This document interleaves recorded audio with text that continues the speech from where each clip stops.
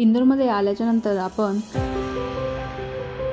आवर्जून पाहावा असा म्हणजे राजवाडा पॅलेस. हा खजुरी बाजारामध्ये स्थित आहे. राजवाडा पॅलेसचे 2 भाग पडतात. एक भाग म्हणजे पुढचा भाग आणि त्याच्याच पाठीमागे एक वाडा आहे.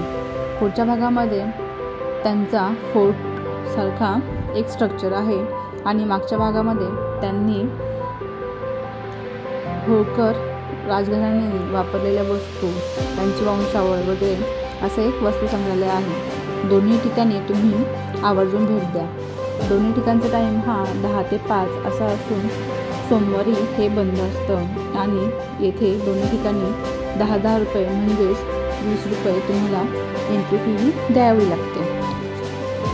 मराठा साम्राज्याच्या होळकर घराण्याच्या पाऊलखुणा हा राजवाडा सांगतो. उत्कृष्ट निवासस्थान म्हणजेच राजवाडा पॅलेस हे मध्य प्रदेशातील इंदोर शहरातील खजुरी बाजारामध्ये स्थित आहे. 18व्या शतकातील राजवाडा हा केवळ रॉयल होळकरांचा समृद्ध सांस्कृतिक वारशाचा पुरावाच नाही तर शहराच्या वैविध्यपूर्ण इतिहासाचे प्रतिबिंब देखील आहे. त्यांच्या आकर्षक इतिहासापासून त्यांच्या चित्तथरारक आर्किटेक्टपर्यंत येथे एक्सप्लोर करण्यासारखे बरेच काही आहे. राजवाडा पॅलेसचा इतिहास आणि वास्तुकला. होळकर वंशाचे संस्थापक मल्हाररावजी होळकर यांनी सन 1747 राजवाड्याचे बांधकाम सुरू केले. हे होळकर घराण्याचे निवासस्थान म्हणून खूप दिवस काम करत होते आणि शाही समारंभ, विविध सांस्कृतिक कार्यक्रमाचे आयोजन अशा महत्त्वपूर्ण कार्यक्रमाचा साक्षीदारही हा राजवाडा आहे. राजवाडा पॅलेसची भव्य वास्तू ही राजघराण्याच्या भव्यतेची ओळख करून देते. 7 मजली राजवाड्यात गुंतागुंतीचे कोरीवकाम, कमानी आणि खांब आहेत. आत्ता पर्यटकांना पाहण्यासाठी फक्त पहिले 2 मजलेच ओपन आहेत, जे ते बांधणाऱ्या कारागिरांचे कौशल्य दाखवतात. राजवाड्याचे प्रवेशद्वार एक भव्य तोरण आणि मध्यवर्ती हॉल असं स्ट्रक्चर आहे, ज्याचा दर्शनी भाग सुशोभित बाल्कनी आणि झरोके आहेत. कारंजे आणि कृत्रिम धबधबे असलेली एक हिरवीगार बागही आहे. त्यांच्या आश्चर्यकारक वास्तुकला आणि समृद्ध इतिहासाव्यतिरिक्त राजवाडा पॅलेस पारंपरिक मराठा जीवनशैलीची झलक देखील देतो. या राजवाड्यात एक संग्रहालय आहे जे होळकर घराण्याशी संबंधित विविध कलाकृती, चित्रे आणि शिल्पे प्रदर्शित करते. हा राजवाडा सांस्कृतिक कार्यक्रम आणि उत्सवासाठी देखील एक केंद्रच आहे. होळकर घराण्याच्या वस्तू संग्रहालयामध्ये त्यांनी वापरलेल्या विविध वास्तुकला, शिल्पे ह्या ठिकाणी ठेवले आहेत. तसेच त्यांची वंशावळ, त्यांनी केलेले कार्य आणि त्यांनी केलेल्या मंदिर जीर्णोद्धारासाठीची मदत हे सगळं त्या ठिकाणी ठेवले आहे. तलवारी, तोफगोळे व विविध युद्धाच्या साठी लागणारे आणि त्यांनी वापरलेले सामानही या वस्तू संग्रहालयामध्ये आहे. तसेच त्यांच्या स्वयंपाकघरामध्ये वापरल्या जाणाऱ्या विविध भांड्यांचीही व्यवस्थित मांडणी केलेली आहे.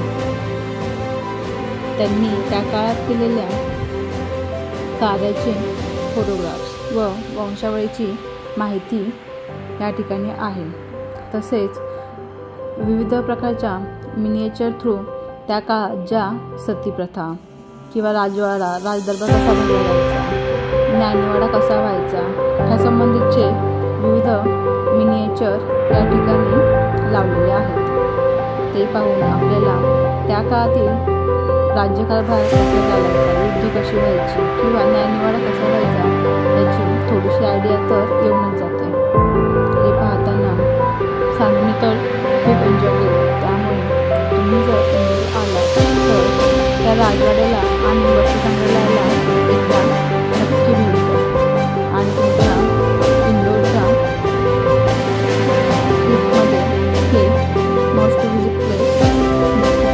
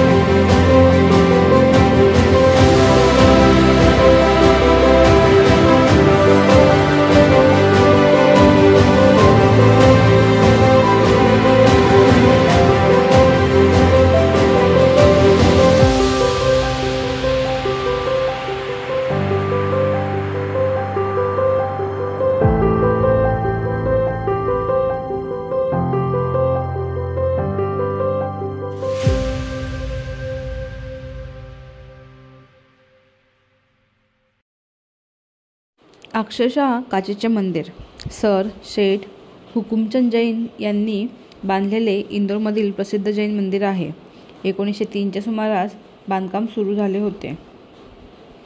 सर सेठ हुकुमचंद जैन हे एक प्रमुख व्यापारी आणि भारतातील औद्योगिक प्रणेते होते. त्यांनी इतवारिया बाजार येथे शीशमहल नावाचा एक वाडा बांधला आणि त्याच्या शेजारी काचका मंदिर, दोन्ही पांढऱ्या दगडाचा वापर करून सुंदरपणे बांधले आहे. बाहेरून हे मंदिर मध्ययुगीन हवेलीच्या रूपात बांधले गेले आहे, ज्यामध्ये छत असलेली बाल्कनी पण शिखर आहे. हे मंदिराचा आतील भाग संपूर्णपणे काचेचे पॅनलने आणि मोजेकने झाकलेला आहे.